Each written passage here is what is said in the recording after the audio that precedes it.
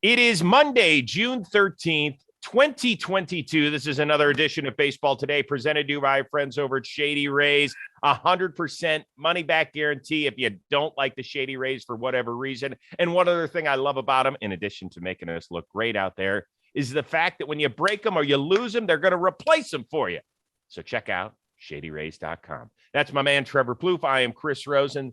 I want to start off by saying Michelle and I had a hell of a time at the Plouffe birthday bash on Friday. Thank you for inviting us. That was a ton of fun, dude. It was a lot of fun. Thanks for coming. Yeah, that was a tough night for me. I mean, I was, we had the party. That was fun. Little after party as well. I think I didn't go to bed till like 3:30 in the morning. And as a mid 30-year-old, you understand that your body's not used to that. Can't bounce back the way you want. And my kids don't give a shit that I was hungover. No, they don't. In fact, they will jump on your head harder when they find out that you've screwed something up like that. Hey, you told me there weren't going to be any celebrities there. I mean, except for the two of us who are D-listers. You forgot to mention that there was going to be a Super Bowl MVP that showed up in Cooper Kupp. Coop's a good guy. He showed up. I was like congratulating him most of the night on his big deal. I was hey, man, it's my birthday, but you're the one celebrating here. Yeah. But no, he's like the best. Him and his wife are so nice. And yeah, man, you were talking to him for a while. I know. We had a lot to catch up on. It was kind of a business meeting, if you know what I mean. Had to do a little research. Okay. It was helpful. No, but it was really fun. Good guy, fun to hang out. I had interviewed him on the set after the Super Bowl on NFL Network and reintroduced myself, and we kind of went at it. It was fun. James Loney's not a superstar? Yes, he is. But you didn't tell me James was going to be there either. And he was my wife was like, he's so sweet. I was like, yeah, good dude. We had a lot of fun. By the way, I want to thank you for setting us up with the great 6-pack of hats from the Minnesota Twins. I am wearing their Lake State hat. It's kind of a twist on their M version. So they've got all these different kinds. So check out at Twins Retail, hashtag Twins M series. We'll put the link in the description here. The hats are unbelievable. I put them on my Instagram. They look great. So there you go. But let's start talking a little baseball, okay? Let's start off with the defending champs who have now ripped off 11 in a row. They find themselves on this Monday just 5.5 back of the Mets, who have played pretty good baseball all year long, even without Scherzer and DeGrom at all and some other guys. So the Braves are only 5.5 back, though, of the Mets. Now, last year, let's remember, at the trade deadline, they revamped their entire outfield in part because of the Cunha injury. Let's say there aren't any major injuries with this team moving forward. Do they have to do anything to the squad or leave it as be? I think they could make a few different moves. I mean, they don't have to do anything, but if you're a team that's looking to repeat, you kind of want to add whenever you can. I think we've talked about this quite a bit on the show. They could go ahead and get another outfielder back. Like, we'll see. I think Rosario is coming back soon, so we'll see what happens there. And he can see now. He can see now. Like, he couldn't see earlier. Yeah, so that could be good if he could see at the plate. Duvall is, he kind of had a good series this last series against the Pirates. So hopefully he kind of, after a slow start, is getting back on track. And Acuna out there looks good. But I would still say, I know Michael Harris has kind of done some good things out there. I believe they're still going to be in the market for an outfielder. And then I'm always a sucker for rotation help. They got a solid starting rotation there. Maybe like the top 4 guys are kind of locked in. And there's some depth pieces for 5. I would expect them maybe to look into that as well. This is a really good team. They're playing good baseball right now. They're kind of beating up on teams they should beat up on. But I think those 2 areas, they could go and improve. I think there's some names out there, Chris. I know there are. I think and we know that Alex Anthopoulos does not mind stepping on the gas at all. But here's the thing. Most of their big names are playing pretty well. Like Acuna, to me, I think it's probably the least talked about story is the fact that the guy, he was injured last July. Would he come back at the end of April or something? Maybe the beginning of May. And he's got over a 900 OPS.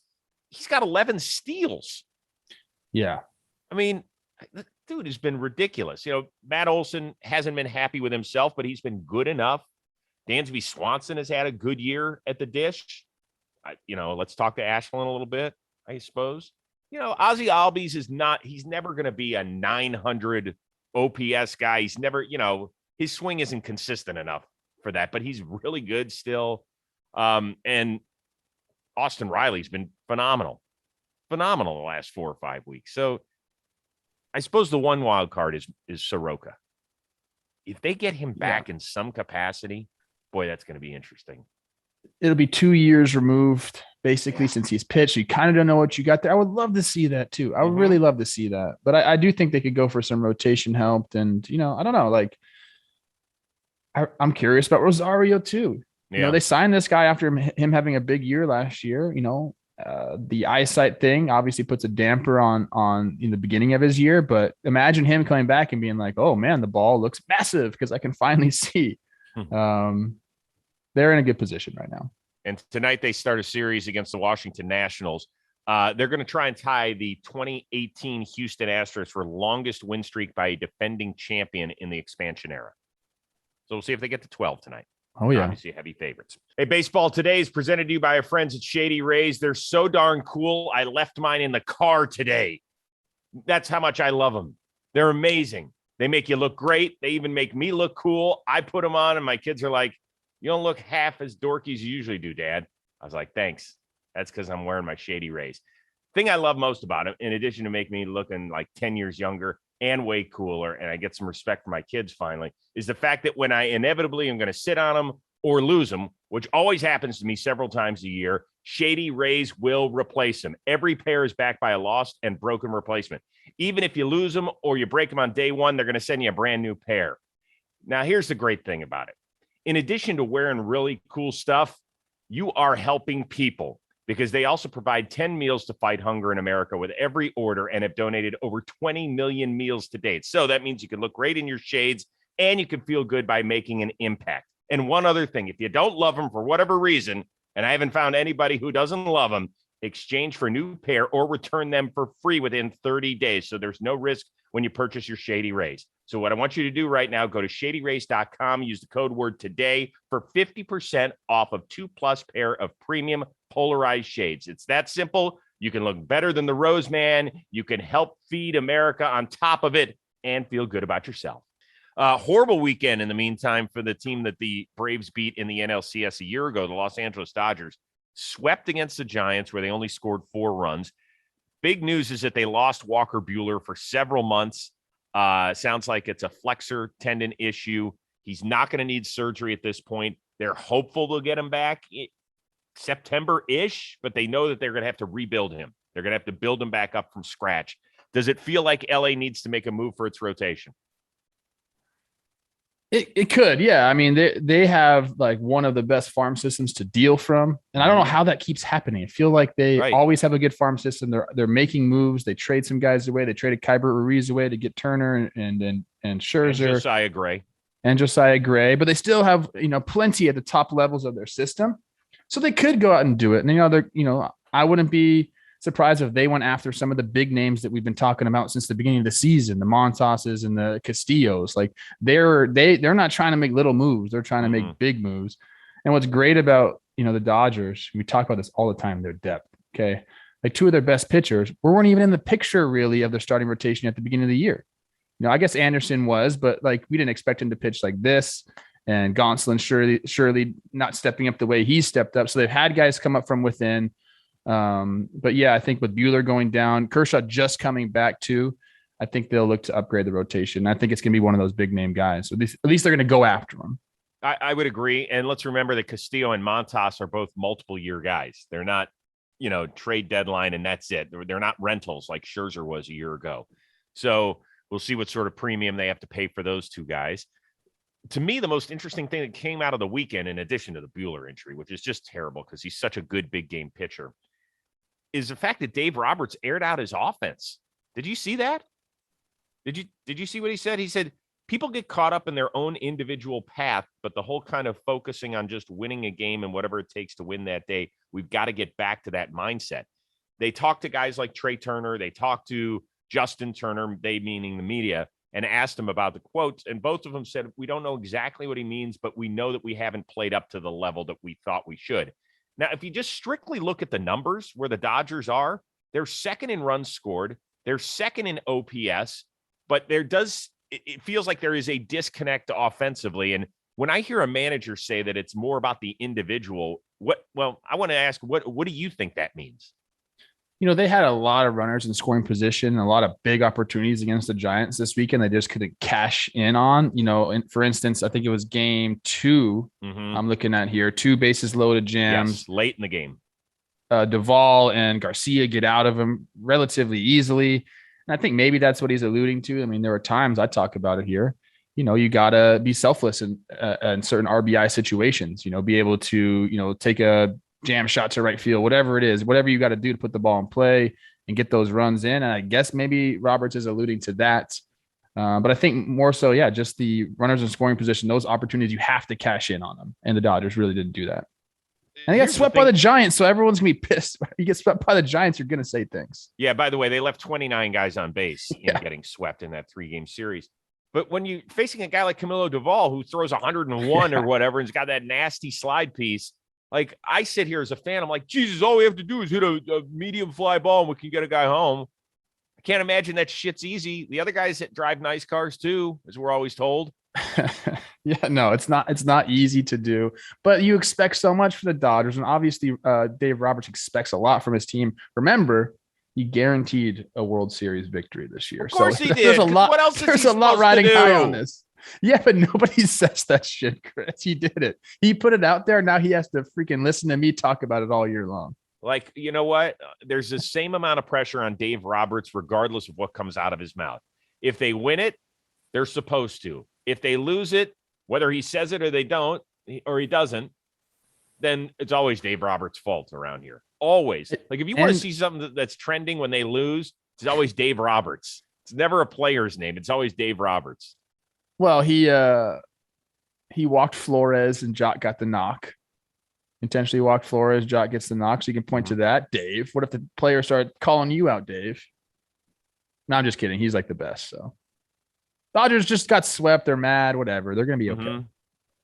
They're still in first place, although I love it that we've got 3 teams within 3.5 games of one another, in part because it forces those teams to make a decision at the trade deadline.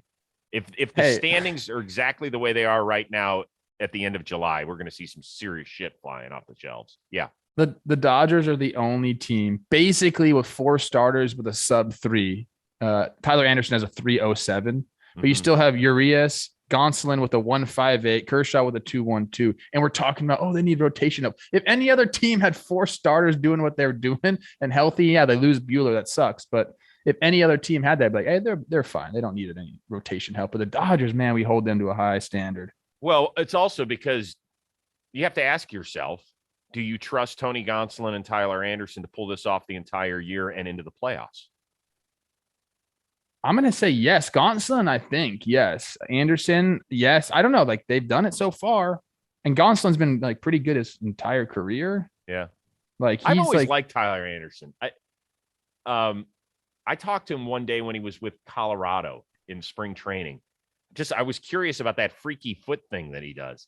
He was like, It wasn't anything that I did intentionally. He goes, I didn't even know I was doing it until maybe a teammate or somebody told him he was doing it. Could you imagine not noticing that you do that freaky thing with your foot?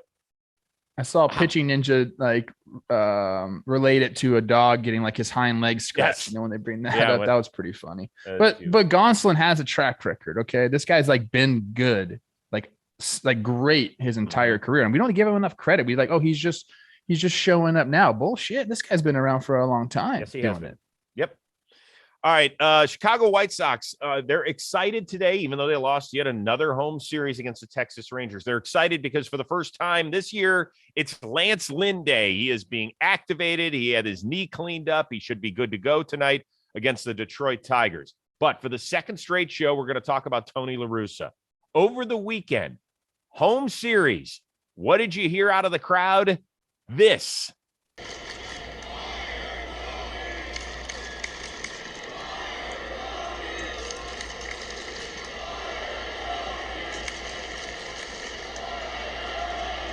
If you can't make it out, that's saying fire Tony. Are the fans onto something here? I never liked the hire to begin with, but I'll say this, it's not his fault that they're at where they're at. They've been decimated by injuries all year, even before the year started that happened. Their offense has not showed up either. Like there are some things that he actually has cost them games. So like I get that, but for the most part, this team is underperforming because of injuries and like lack of offensive output. Hopefully, did we get any diagnosis on Kopech? He came out of the game like with like an ankle thing. The early Kopech, it sounded like he jammed his knee too. Yeah. The early indication he should be able to make his next start over the weekend. That's what huge. It sounds like. That's huge because you get Lance Lynn back. Kopech stays in the rotation. Okay. I still really believe in this team. I wouldn't mind if they fired Tony La Russa just because I never thought he was the right man from the get-go. I know Lucas Giolito's defended him on the Rose rotation, but obviously it's his manager. I don't know. I don't think that's going to turn it around. I don't. I just think they need to get healthy. I think 162 is going to play in the White Sox favor. This isn't a shortened season. We're going to get to play all the games. I'm thinking they're going to get on a run. They need to get healthy, and then we'll see where they're at. All right. He's not going anywhere unless you want to convince a billionaire to change his mind. That's really hard to do. All right. Jerry Reinsdorf, it came out when La Russa hired him a year ago that he said at the time, most regrettable thing I've ever done was fire Tony La Russa in the 80s. So he's still living from something that happened freaking almost 40 years ago. He's trying to make amends there. So for a guy to admit right now, after a year plus, that he's wrong, it was a wrong hire, good luck in doing that. So that's not going to happen in the middle of the season. He's not going to change managers. It will not. I'm with you. I didn't like the hire when it happened. I was most curious to see if a 77-year-old manager who has always been so set in his ways could, bend a little bit and deal with players. That seemingly has not been the problem. Managerial moves have been the problem. And you talk about the injuries. They had just as many injuries a year ago, dude. They had just as many injuries a year ago, and they ran away with the division in part because the division sucked, but they didn't have any problems with it. It's kind of like reverse things happening. Last year, the Twins were supposed to be the team in the AL Central. They sputtered. White Sox came in and took it over. This year, White Sox supposed to be the team in the AL Central. I picked them to be in the World Series for Pete's sake. Yeah, they're struggling. Minnesota Twins have ran away with it so far. So we'll see what happens. I look at the roster and I'm like, this is a really good roster. I can see them doing things, but they just haven't been able to turn it on yet. But like I said, it's June 13th. I get it. We're 60 games in, right? We've got 100 left. There's plenty of time for this team to turn it around. I'm starting to believe in Minnesota a little bit more and more and more as I watch them play, because how could you not? But I think the White Sox still have a very good chance here. They're only 6th out in the division. They're only 3.5 out in the wild card. But here's something interesting. This year, they have only been over 500 14 days this season. Only 14. Last year, they were below 500 only 11 days all year. The entire year. Less than 2 weeks of the entire season were they under 500. So this team has not gotten its footing. I know we can keep saying it's a long time, but to me, you ask White Sox fans, they aren't worried about winning the Central.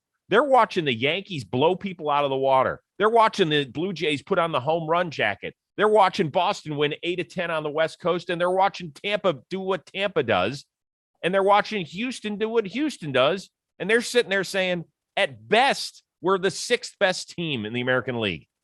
That ain't going to get it done. That's what they know. It might get them into the playoffs. It's not going to be good enough to win it all for the first time since 2005. That's how they're playing it right now.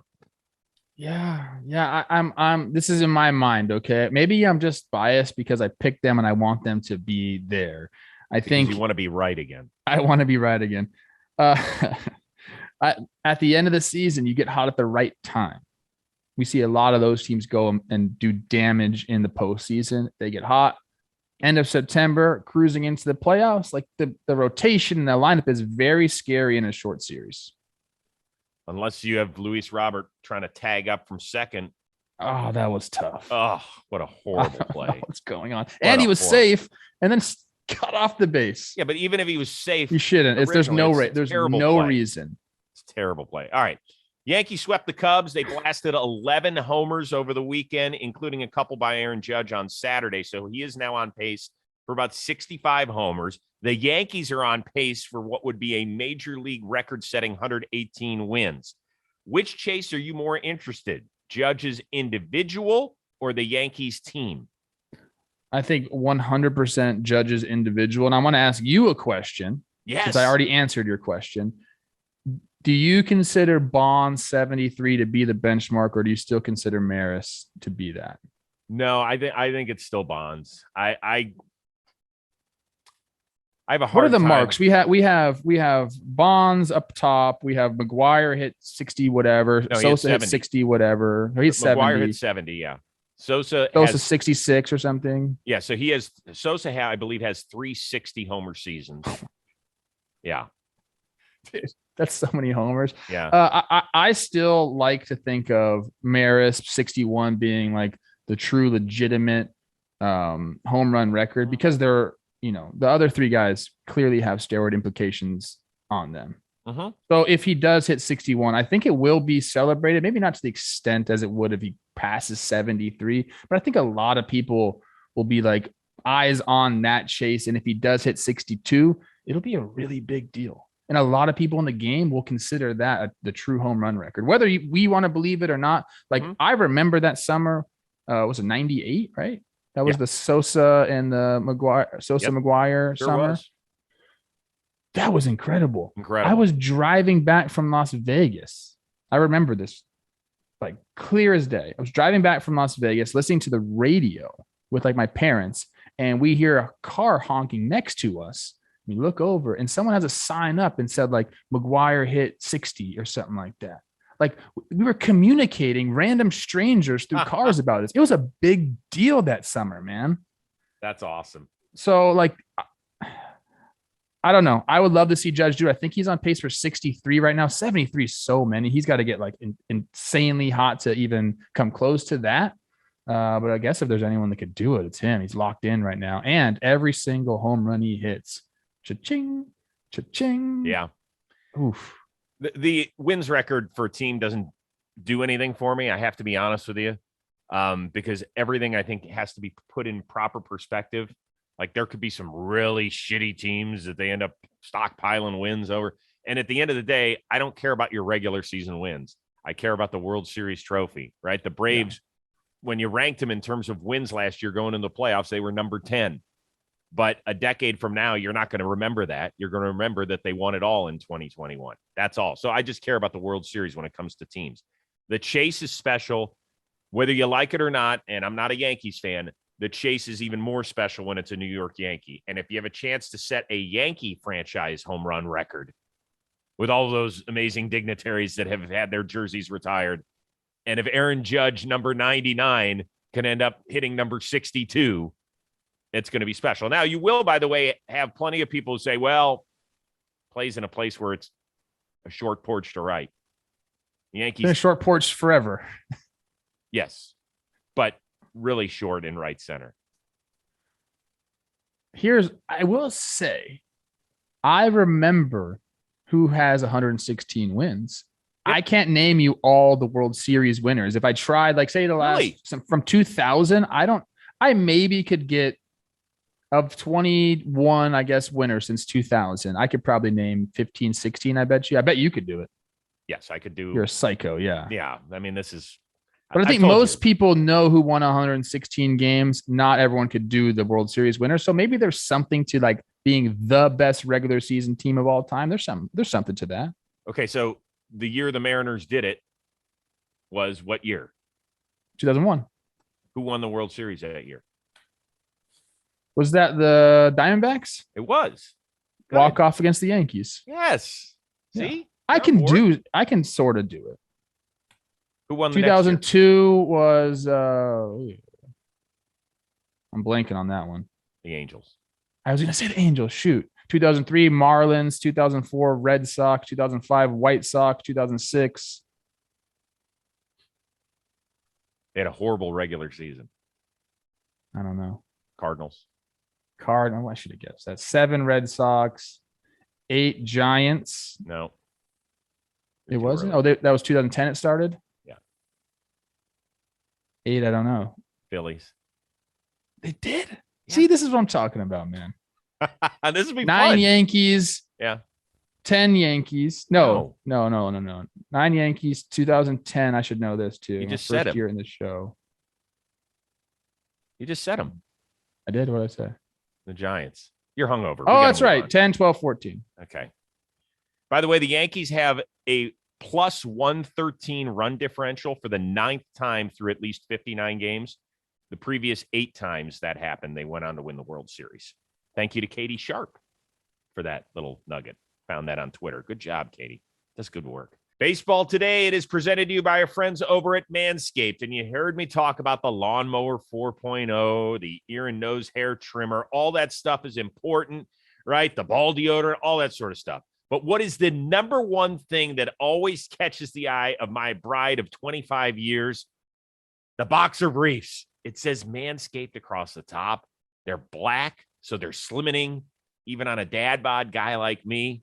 So when your partner catches those things and looks at them, they go, whoa, what is going on down there? You've been taking care of yourself, big boy, because it's time for me to take care of you. That's right. Let that be the fire starter in the bedroom, right? The old Manscaped ad right there on the top of the boxer briefs.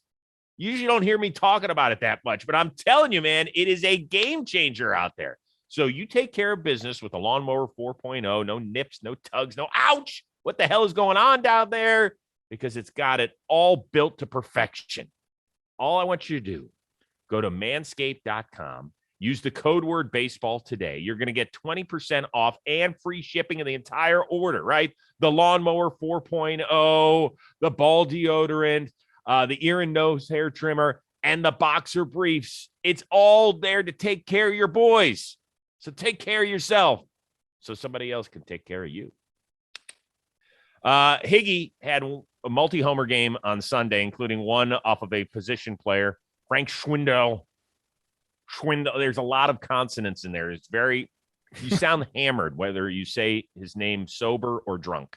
It comes out the same. The pitch was a little bit more than 35 miles per hour. Got that too. Do you like position players pitching anymore after watching that one? I don't like it. You know this, Chris. I mean, that was pretty impressive by Higgy because that's like a slow pitch softball, but you're hitting a baseball, so it's a lot smaller. I don't know, man. Every time I see it, I'm like, oh, okay. It's nothing special. Like, I wish that a team could either throw in the towel. I understand, like, for fans, you can't really do that. And for like advertisements throughout the game, that's why you can't do that. But it just seems like kind of like, cheating. Like you should have to waste your pitching. If you're getting beat that bad, you should have to waste your pitching. That's why I don't like it.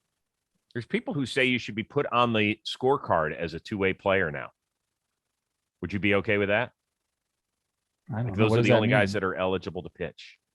Oh, I get that. So you have to designate a pitcher for the game. Yeah. That could make sense. I could see that. It's still going to get guys like Frank. It's not like you don't want to be the guy that gets designated to be the pitcher. You just don't. Yeah. Okay. I don't care. It's fine. I laughed. 35 miles an hour. I would sit there and think to myself, well, that's what I would do. It's weird that I would do the same thing as a major league pitcher and just kind of lob it in there. Do fans like it? Because I've never been in the stands, know. I don't think, for position player pitching. I'm not sure. It's a good question. I dig it when guys like Garrett Stubbs the other day threw like 88 or something out of the pen. I like seeing it when guys air it out a little bit. Chris, trivia real quick. Only player to hit a walk-off homer against a position player, Major League Baseball history. Twice, you mean?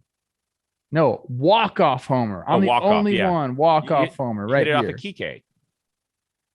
Yeah. Okay. Let me taste myself a little bit. What's what do you have coming up on John Boy, you disgusting pig? Monday recap coming in hot with the boys. It's our 500th episode on Talking Baseball. My goodness. Congratulations. So thank you. We're going to have a really good time today on the show. I'm doing the NL recap, so I got to talk about a lot of good baseball. And Monday episodes are my fave. I bring the energy on Monday. I know you do. What you got, man? I know you do. Jose Trevino of the New York Yankees, the new cult hero, drops by for a visit. Really wide range of stuff. He's got an amazing story about being a Yankee for the first time, trying to travel to Yankee Stadium. It was a very funny New York story.